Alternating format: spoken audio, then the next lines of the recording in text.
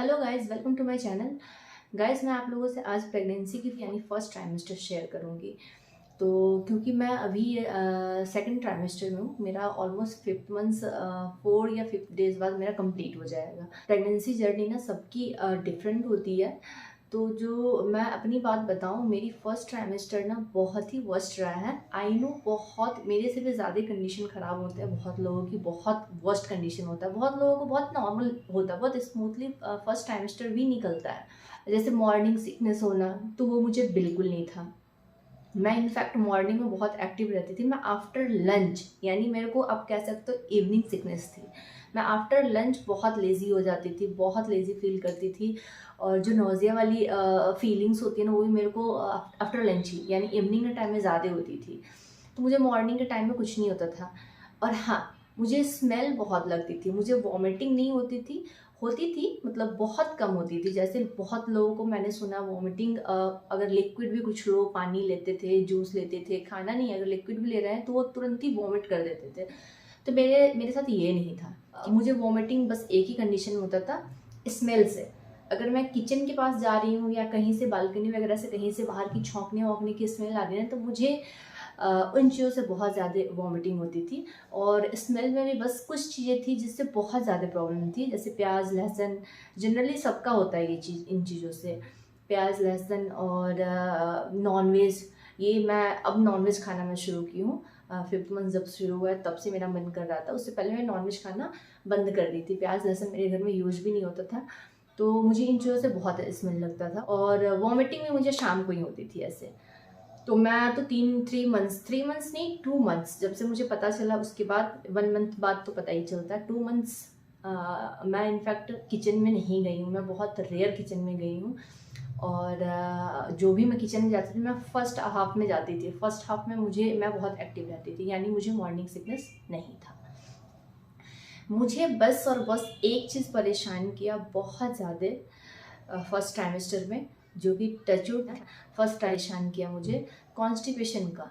मुझे कॉन्स्टिपेशन की कोई प्रॉब्लम नहीं थी। ऐसा नहीं कि प्रेगनेंसी से भी पहले प्रॉब्लम थी, ऐसा नहीं है।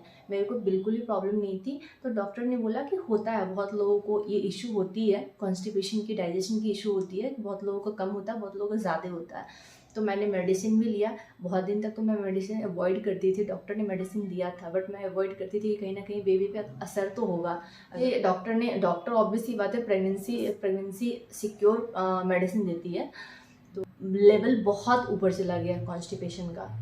तो मुझे लास्टली खाना पड़ा। और डॉक्टर ने मुझे मॉर्निंग और आफ्टर डिनर, यानी सुबह खाली पेट और डिनर के बाद, मैं दोनों टाइम खाती थी। और मुझे और कोई प्रॉब्लम नहीं थी फर्स्ट ट्राइमेस्टर में। लोग बोलते हैं नारियल पानी पीने के लिए, डॉक्टर भी सजेस्ट करती है कि नारियल पानी पीने के लिए, तो क्योंकि उसमें पोटेशियम की मात्रा बहुत ज़्यादा होती है और मेरे में पोटेशियम की कमी थी। लेकिन मुझे नारियल पानी मैं अभी तक नहीं पीती हूँ। मैं बहुत रेयर पीती हूँ नारियल पानी, बहुत कम पीती हूँ। मुझे नारियल पानी बिल्कुल नहीं पसंद है, बिल्कुल भी नहीं पसंद है। फर्स्ट ट्राइमेस्टर में मेरे को इतनी स्मेल आ गई थी नारियल पानी से कि मैं जिस ग्लास में पीती थी नारियल पानी निकाल के, वो ग्लास में मैं पूरे दिन पानी नहीं पीती थी। इनफैक्ट मैं वो ग्लास में पानी पीना छोड़ दी थी। मुझे ग्लास देख के मतलब वॉमिटिंग होने लगता था। अब मैं थोड़ी बहुत पी लेती हूँ, पहले तो बिल्कुल ही नहीं फर्स्ट ट्राइमेस्टर में पी पाती थी। इनफैक्ट डॉक्टर से भी हमने बात करी, क्योंकि इस ट्राइमेस्टर में ना बहुत लोगों का वेट क्या होता है ना, थोड़ी बहुत गेन करते हैं। बहुत लोग बिल्कुल वहीं मतलब वहीं पे रुका रहता है उनका वेट, ना गेन करता है ना लॉस होता है। मेरा वेट क्या हो गया, 2 to 3 kg लॉस हो गया। तो हम लोग बहुत टेंशन में आ गए कि इस टाइम में तो थोड़ा सा गेन होना चाहिए, क्योंकि मैं ऑलरेडी अंडर वेट हूँ। डॉक्टर ने बोला कि कोई टेंशन की बात नहीं है, आफ्टर 3 मंथ्स अगर तुम्हारा वेट नहीं बढ़ रहा है तो वो टेंशन की बात है। क्योंकि फर्स्ट ट्राइमेस्टर में उन्होंने बोला कि ये नॉर्मल है, बहुत लोगों को नौजिया की या फिर मॉर्निंग सिकनेस की, कॉन्स्टिपेशन की,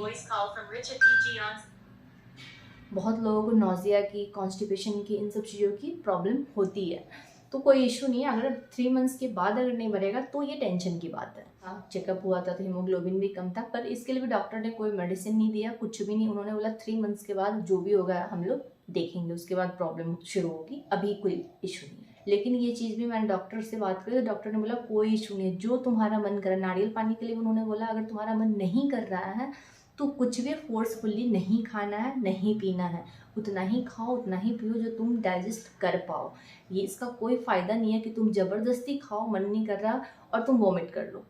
तो वो उससे अच्छा है, बेटर है कि तुम थोड़ा खाओ जो तुम्हारा मन कर रहा है। जो मन नहीं कर रहा है मत खाओ, थोड़ा खाओ जो मन कर रहा है, लेकिन वो डाइजेस्ट होना चाहिए। फर्स्ट ट्राइमेस्टर में मैं बहुत कम खाई भी हूँ। इनफैक्ट मैं डिनर ऐसा कई दिन हुआ कि मैंने डिनर स्किप किया।